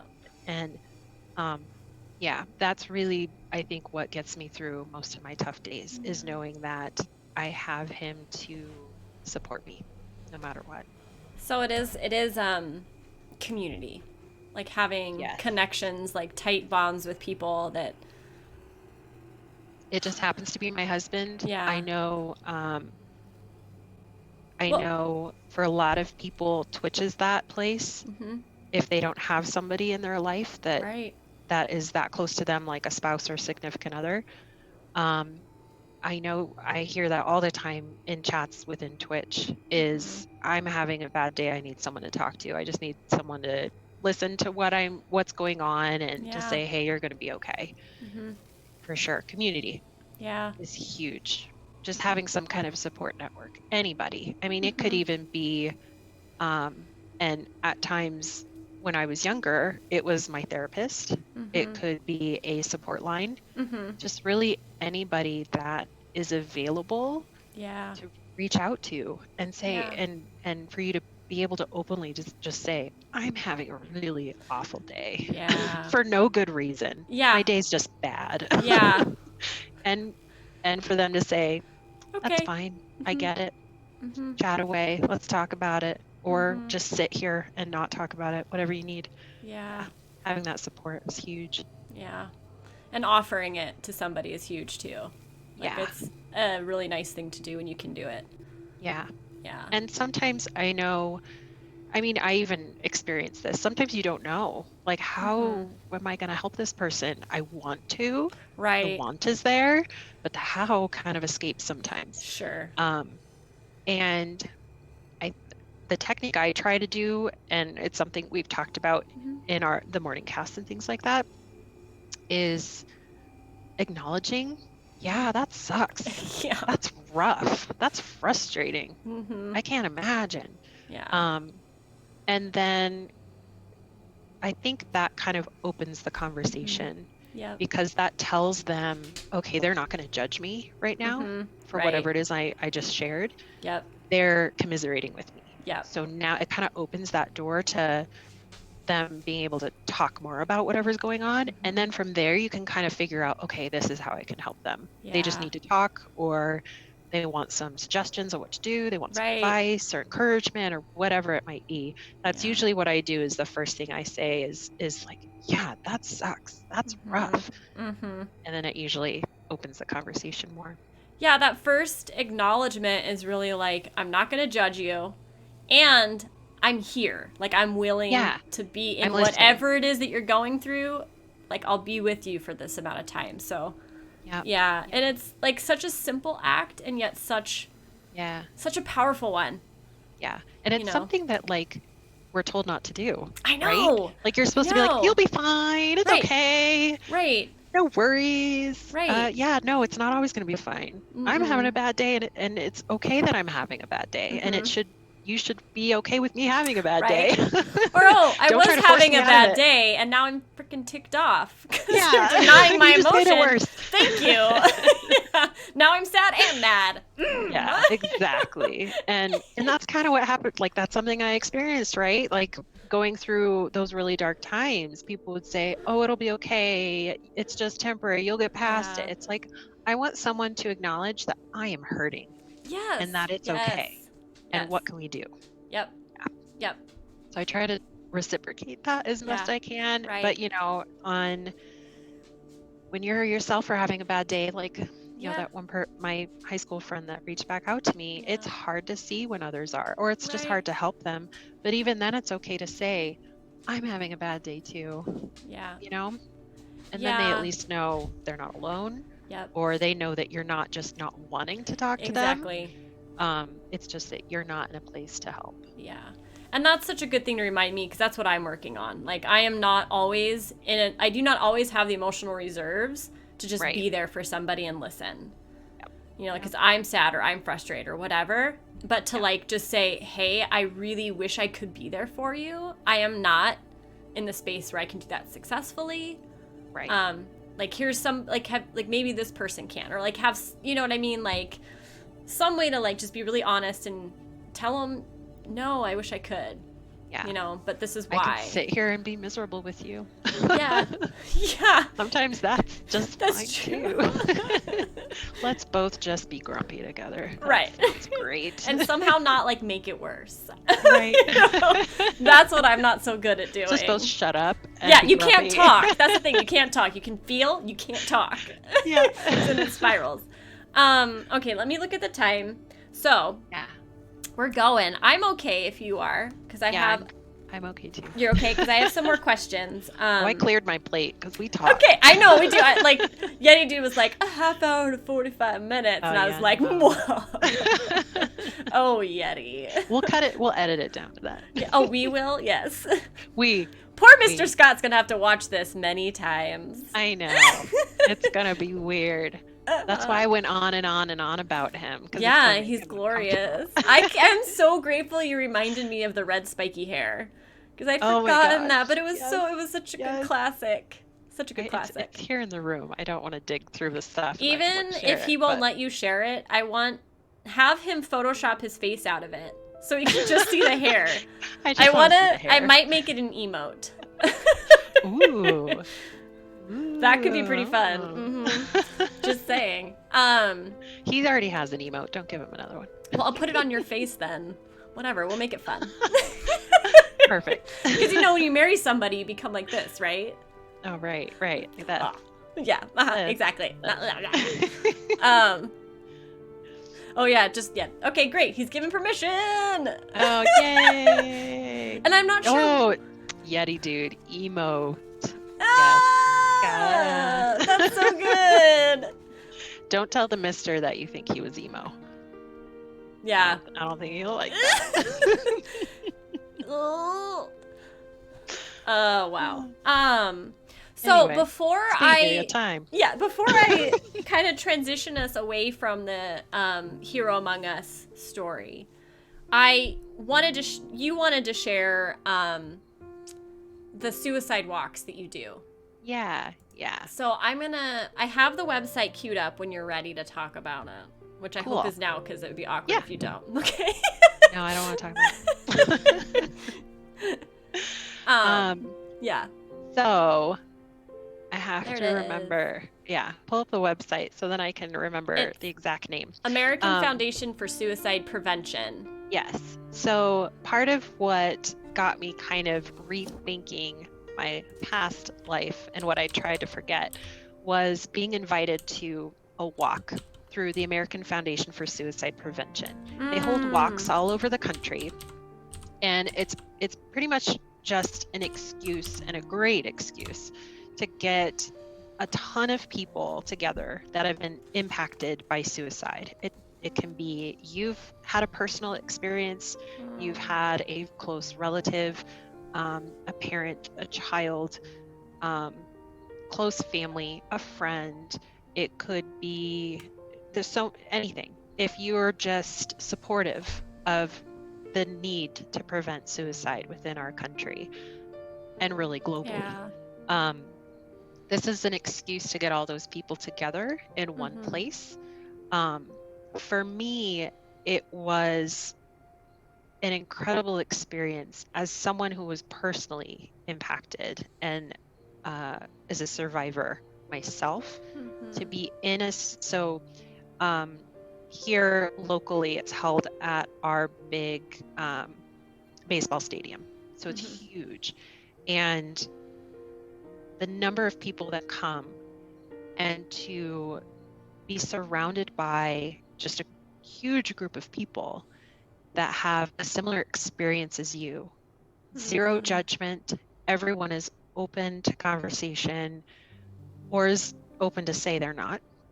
But everyone's there for the same reason, and you know that, and you can see the other person, and you know what I'm going through, or you know what I've gone through, was life-changing for me. It really was. And especially with suicide and depression, I think a lot of what happens, and it's true of many other conditions, you feel very isolated. Like you're the only person that has ever felt this way. No one knows what you're going through. And to be in a stadium with thousands of people that know what you've gone through was just, it was overwhelming the first time, to be totally honest. I was super overwhelmed and uncomfortable as all get out. I wanted to leave. Didn't want to be there. I was like, okay, I can't take it. But you went back. But I went back. Yeah. So one thing I did the first year was, and my good work friend convinced me to do it, was what they do, there's a few things they do that are really, I feel, very special. One of the things is they have beads, different colored bead necklaces that you're welcome to wear. You don't have to. They're there if you want to. And the various colors symbolize why you're there. So green in particular, I remember, is a self-struggle or attempt. White is I believe, a child, if you have a child that was impacted. There's one for parents, there's one for family, there's one for first responders, there's one for veterans, there's one for elderly. There's like 10 different colors. Wow. And so you're welcome to wear them. Again, you don't have to. And you can wear multiple ones as well. You also can get a button that says I'm here for, and then you put names on it if there's names. And so one thing I did that year, which was a huge hurdle for me to get over, and was kind of a big healing step, was I got one of those buttons and I put myself. I'm here for myself. And that was kind of broadcasting to no wonder you wanted strangers. To leave. Yes. And I got a gray necklace. I was really trying to push myself. And which is why I went there. I wanted to really... You were pushing yourself. You weren't trying. I wanted you to were push doing myself. it. Yeah. You were fully doing it. I was. And something else I did is they have a memory wall and memory trees. And the wall is kind of, they have Post-its and markers there, and you can write messages either to people you've lost or to kind of inspiration messages for people that are there, or just write a name or whatever you want to write. It's really open. And then the trees are usually reserved for putting up pictures of people you've lost or people you want to honor in whichever way. So something my big push that day, which I wasn't sure I was going to do, but I'd planned for it, was I brought, not that picture, but I brought, because I couldn't find one, and I still can't. I remember I told you that before this. Yeah. I for whatever reason can't find pictures of me during that exact time frame. I think I did not. Got rid of them maybe, or didn't take them. I don't know. One or both. But instead of the picture, because I couldn't find one, is I took some snippets out of my journal that I'd written the night before. So these weren't the letters that I'd written to people. This was my own words to myself in my journal the night before I was planning to die. And took snippets from that and wrote them out, put them on a piece of bright orange paper. And your color. This is why I asked you about your color, because I just somehow knew it was going to come up. Probably. And my ultimate goal of that day was to hang that on the tree, on the memory tree, in memory of that girl that I was, and kind of my way of moving past it. And it's something I heard a lot about from learning about Burning Man, the festival that happens here in the United States. Is one of the things they do there before they light the effigy on fire is underneath it. There's, I think they call it a chapel or something to that effect. But people go in there and write notes or messages or things that they basically want to be burned. And it's very symbolic. It's, I want this to be gone and I can move past it. Not so much forget it, but acknowledge this happened and then move beyond it in whatever way. And that was kind of my Burning Man moment, was being able to post this on this memory tree, because everyone can read it. That's my personal journal. Those are my words to myself that no one has ever read but me. And I was just putting it out there for all these people to read. Who knows if they would, but the idea was still there. And I was able to do it. I actually did it. And that was another one of those moments where I just broke down crying, sobbing, and was hyperventilating. My good friend was there with me, and her daughter, who has struggled with suicide as well. And it was amazing. It was an amazingly healing opportunity for me. And it's something I think anyone that has an opportunity to go to, if it's near where they live, I highly encourage to go. They have it all over the country at different times of the year. It's a very healing environment. There's all kinds of support. There's different booths and vendors that are all around suicide prevention, and different resources you can look at. And they have little things you can take for free, like stress balls or Band-Aid packets or water bottles or whatever. And just being able to see the amount of businesses that support it, as well as the community, and it's your own local community that is there. It was overwhelming, and I did want to go back the next year, and I did. I went back again this year, and I plan on going every year as long as I'm able to. I want to go with you. Yeah, I would love you to come with me. Okay. We'll celebrate the crap out of it. Yes. We're alive. And it's overwhelming in so many ways. I'm also a very an empathic person, so I can really feel people's emotions when they're around me. Yeah. And in that large of a crowd, and for that specific topic, it's overwhelming in so many ways for me, but it's also very, very healing and therapeutic. Yeah, I highly encourage it. I am very much in awe of, like, over and over and over again, listening to your story, I just heard, there's an act of courage. Oh, there's a massive act of courage. Oh, there we go again. And granted, this is like a 20 plus year story. Yeah. But feels like it. No. Yeah, does it? But just the amount of, I don't know, like, today is an act of courage. Like, I find courage endlessly inspiring. And it just, I'm just in awe. It's really nice. And thank you for sharing that. Oh, thank you for saying that. I don't. Yeah, I know you're working. I know you're working on taking in compliments. So I'll just keep throwing them at you. You're so beautiful, Brienne. You're so great. Speaking of which, your cakes. No, we'll do that in a second. Oh. But so I'm looking at the afsp.donordrive.com, and they have a paragraph that says why we walk, and I really want to read it. It says, each year, suicide claims more lives than war, murder, and natural disasters combined. Yet suicide prevention doesn't receive anywhere near the funding as other leading causes of death. It's up to walkers like us to make a difference. Together we can change the conversation about mental health and put a stop to this tragic loss of life. And it's only on the rise, and especially in youth. So this is real stuff. It affects all of us one way or another. Yeah. It really does. Have you thought about making a I know you haven't, but you should.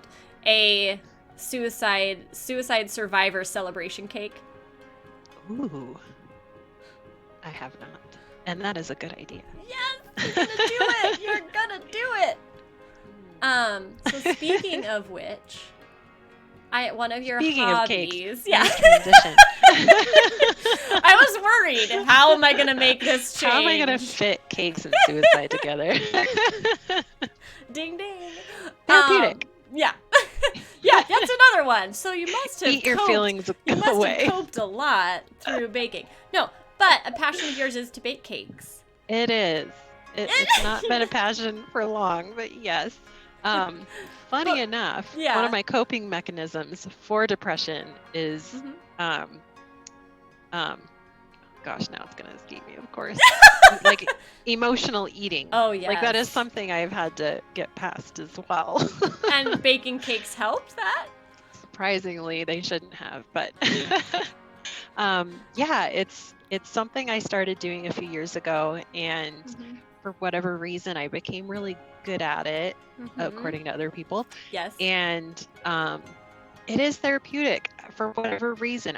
Everyone I think has a different outlet for, and it might not even be artistic or creative in any way. Like if you rock doing an Excel spreadsheet and it helps you feel good, then go for it, because that's kind of my other like secret therapeutic thing. Yes. But yeah, for whatever reason, cakes. I got into cake baking and decorating, and I would take the cakes I would make at work and post them on my social media, like, hey, look what I'm doing, it's fun. And people really got behind it, and I was convinced to start actually selling them and make a business out of it. So I ended up doing that. I want to show your business website. Oh, thank you. Mainly, well, here. So it's A to Z Bakery, which I love, and I see oranges front and center. Right. Which is awesome. I couldn't pick like a super obnoxious orange, so it's like a nice light orange. No Bronco orange for your A to Z Bakery. No, no. I want to look at your gallery a little bit so people can see. Yeah. And you've kept it up to date. That's awesome. I do. Whenever I make new cakes, I try to add. They're generally at the top. You can kind of see like how I've gotten better over time. This is so good. Yeah, this one was fun. This one was a lot of fun. So good. It was cute too. And this was one of your Halloween cakes. Which I just love. That one, I love trying new techniques. And especially on non-clients, I should say, because these were for my brother, was taking them to his work for like a Halloween potluck. So these were fun. Doing the new techniques is fun for non-paying customers. Oh, I didn't see this one. Yum. Yeah. Yeah, that was fun doing all the like splatters, splish splashy. Yeah. Had to do that outside. Oh. Yeah, they're so much fun. Those. And the more the more you do something, the better you get at it. Usually. Yes. Overall, yes. Not maybe like there's not like a direct line. Yeah. But you know, that's usually like over time. Yeah. Yeah. You have consistency. Slow arc. Consistency over time. Yep. It eventually. We get old and we start to break down and life loses all meaning. Then Right. Yeah. And I try to. So one thing that's kind of ironic in a sense is I'm a cake baker, but I can't eat my cakes because I'm allergic to dairy. Aww. So one of the things I've worked on is also trying to come up with allergy-friendly alternatives, and I haven't been successful at everything. The cakes that I make, the cake itself is vegan, so it doesn't have any dairy or eggs in it. The buttercream is the tricky part, because butter cream. Yeah, and non-dairy butters don't yet have that same consistency, right? They don't, and they don't whip up the same and any of that. So it's been I wonder, have you tried mixing in like Aquafaba at all? Yeah, so I did try to do. I've done, and it didn't turn out too difficult. The Aquafaba and vegan butter, because the buttercream I do is it's a meringue buttercream. Yeah, so which the egg whites and sugar. Yeah. Nom. So yeah, and it turned out not too bad. The Aquafaba we used was from salty garbanzo beans. Ew. So it was like really salty buttercream. No. But it does work. Okay. And then the flax buttercream worked somewhat as well.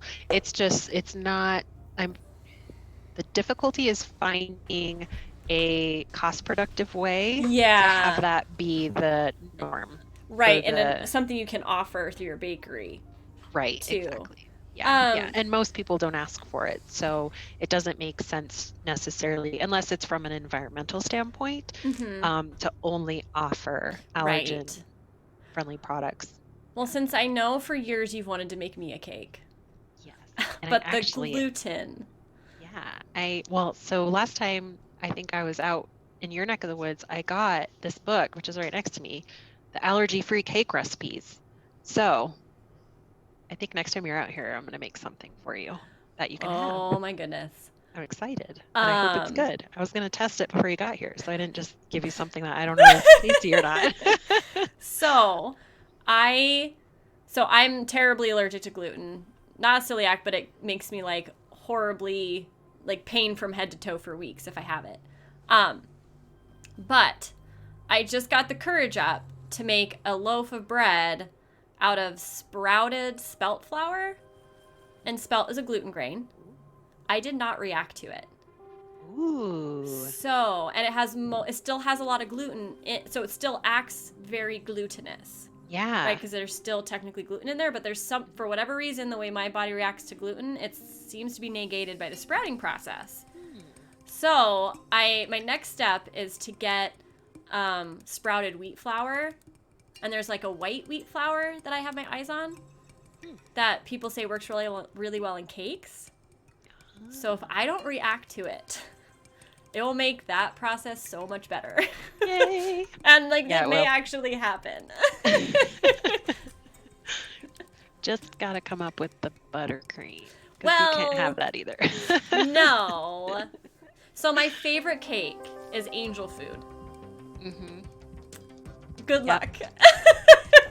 I need a special pan for that. Well, special everything I don't think anybody, once I saw like a rice angel food that was somewhat like the angel foods I'd had. Anyways, challenge is set. Will she accept it? I know you've told me this before and I forgot, so I need to write it down. Angel food cake. Yes, I will. And that doesn't require frosting. Attempt. You are correct. Just everything else. Most everything else. Yeah. Well, and I'm allergic to cake. eggs, so good luck. Right. Yeah. Yeah, and those do give me migraines. Yeah. So it may never You're my happen. most challenging customer. I know, but I'm also your most loving customer. I know. So, It's worth it. I mean, you've never fed me a cake, and I'm perfectly happy with you. So. You've watched everyone else enjoy them for years. Yep. I sure have. So what I like to do towards the end of the interviews is something I'm playing around with, which is modeled after James Lipton on Inside the Actor Studio, where at the end he like asks those like really short questions where they were meant to like just say kind of the first thing that comes to mind or like not censor themselves. That being said, we all know they all did because they all knew the questions were coming. We knew they had publicists and like I do speechwriters. not, on the other hand. You do not. You do not. So if you're game, I would like to do this with you. Yes, I will try to respond as fast as possible. All right. Well, yeah, okay. It's more like to not censor yourself. Yes. Okay. So if you could live in any cartoon, which one would it be? Oh, any cartoon. Wow. I feel like there's some censoring going on. Well, unless you literally cannot think. I'm really trying to think of cartoons that you would like to live in, yeah. Yeah, well, and that's the thing. Like, I'm thinking of a cartoon. Okay, no, that one, no. I have to come up with a better way to frame these because yes, you're allowed to censor this question. Well, and it's not that I'm censoring it. I'm just like, I wouldn't want to live in that cartoon. I'm trying to think of a cartoon. Yeah. The first one that came to mind, which I don't think I would enjoy, but I think I'm just gonna go with, is that Japanese frog cartoon. I really hope that's the name of the cartoon. I don't know. Japanese frog. Karopi? No.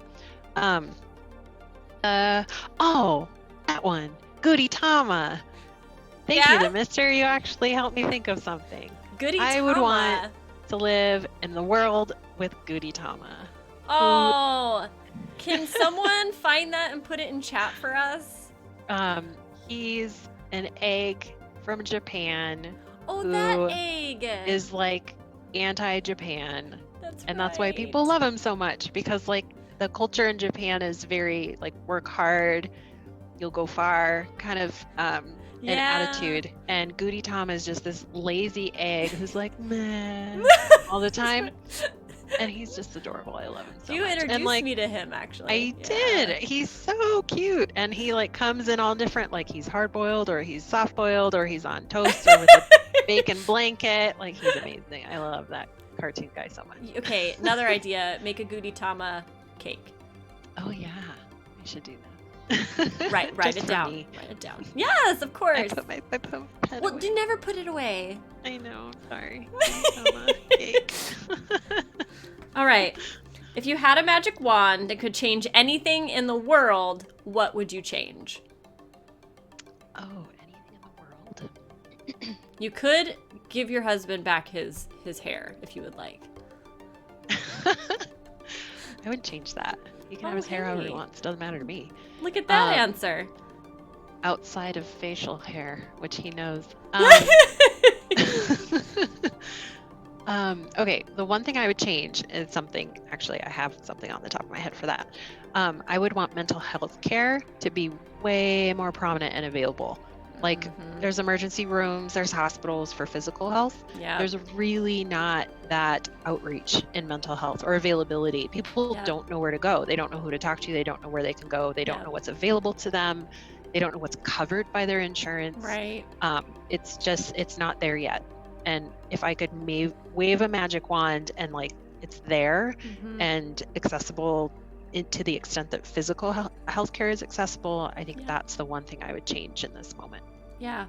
Like that was okay. So one of the things that I was like, my mind was blown when I took the mental health first aid class was that like when someone like you did, like you had the plan for completing suicide, you had like gotten the materials on hand to be able to follow through, right? Everything was mapped out. Like that is considered an emergency. And the course of action that's recommended is that if you know somebody at that stage, like you call 911. Right. And everybody on the 911 spot like knows that it's a life crisis emergency. And all of the same support systems that we have for a physical emergency go into play. Right. And I was like, well, if it's that way there, why is it not carried through the rest of our system? Right. Right. Like, and that's why it blew my mind. Yeah. Why is it that it's only when it becomes an emergency? Is that when those kick in? Nobody knows about it. Yeah. Yeah. And that would be unheard of for physical health. Like, right. Whenever you talk about physical health, it's all about prevention. Exactly. Go get tests when you're 50. Get your colon checked to make sure you don't have cancer and get it checked regularly. Right. Breast exams, all that stuff. It's all about prevention when it comes to your physical health. Yeah. But when it comes to your mental health, there's really no structure in place until you're at that crisis stage. And by then it's 50-50 on which way it's going to go. Yeah. Yeah. And it's hypocritical, right? I mean, they're admitting that it is a just same solution as a physical ailment, as a physical emergency. Like, yeah. So I agree with you on that one. Yeah. In one word, how would a good friend describe what you are like? Sweet. I don't know. That's the last time someone described me was sweet, which I don't like. That's such like she's pretty. You know what I mean? That's such like a generic, like anybody could be called sweet. That is not somebody who knows you really well. Yeah. I'd say caring would probably be a better way to describe me. Yeah, you are very deeply caring for sure. Yeah, I would say that about you. What makes your heart sing? What makes my heart sing? Love. Yeah. Okay, I heard sink. I'm like, I don't think she means sink. What makes my heart sing? Okay, I have to not filter. My kids and my husband. Those were the first that came to mind. Not me. No, I'm just kidding. You. Yeah. Punch Life Back, my interviewer. What's your favorite smell? My favorite smell? Ooh. Vanilla. Like, really? Not like lotion vanilla. Or candle vanilla is not awful. vanilla. No. Okay. But like vanilla essence or vanilla extract, like when baking. Okay. That vanilla, real vanilla. Okay, I was about to reject our friendship if you like vanilla no, candles because they're like the stuff. worst. Blah. Yeah. Okay, we're still friends. Yay. What do cats dream about? Oh. It's a very serious question. I think cats dream about napping. What? That is so existential. I can't even. They're like, it's like when you, I don't know. Okay, so when I was a kid and I had the bathroom mirror and then I had a medicine cabinet on the wall that had a like mirror and you do this and then you see yourself do. That's what cats dream about. Yeah, it's like catception. That's my answer. Love it. I love it. How long would you last in a zombie apocalypse? Oh, not long. No. Well, it would depend. Okay. Actually, no. I was gonna say, if Mr. Scott was with me, I would last. But I don't think he would be like, nope, every man for himself. You're gone. I need this stuff to survive, and you're slowing me down. So yeah, I don't think I'd survive very long. But I don't know. I've been in like a crisis situation. So there was a time when I was in Africa, and we were supposed to stay in a hut in a village in the middle of the safari. But it was for a school trip. Yeah. But they had to cancel, which I was secretly happy about because there were 2 sleeping huts in the village, one for men and one for women. Mm-hmm.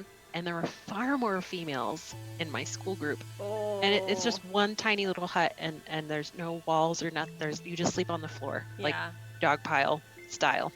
Joy. In your designated gender hut. And I was like, I'm not going to sleep like at all that whole night. But we still did get to go visit it. But the reason they said we couldn't stay was because there was a lion that had been spotted and had killed one of the cattle the night before. And so it would likely be back the next night, which was when we were supposed to be there. But they said we could still come visit, but we had to leave before nightfall. So we went and visited, and we ended up talking to the villagers and experiencing that. And then nightfall came and we hadn't left yet. And they're like, you need to go back. And the road was like a mile from the village. And through the the African safari, no fences or anything, just in the wild. And so we had to run back to the car to take us back to where we were staying. And it was dark. And they just told us the lion was going to be back. And some people in the group were like freaking out. And you just took everybody and you shoved them towards the lion, right? And ran. So I was going to say, it's an every man for himself kind of moment, right? Yeah. But I didn't do that. And I actually, I made sure everyone got through safe. There was a part of the path back where we had to go through a creek. Mm-hmm. And the rocks were all wobbly and things. And people, as they were going ahead of me, I could see them tripping and things through the rocks. So I stopped in the creek and made sure to help people across so they could not fall and then get eaten by the lion. And so then I ended up being the last one. Yep. Well, my professor, because technically he's like your student. So I'm going to be eaten. It needs to be me. So he was the last one. He made sure I went before him across the creek. But so I don't know. I've done actually pretty good in that kind of survival situation before. Yeah. Well, I guess it wouldn't be good for my who knows? own survival. I mean, you would I would be the one in the back. You probably would die, but you would be a hero. I would die a hero. You would die a hero. That's what matters. Yes. That'll be our new tagline. Die a hero, that's what matters. That's what matters.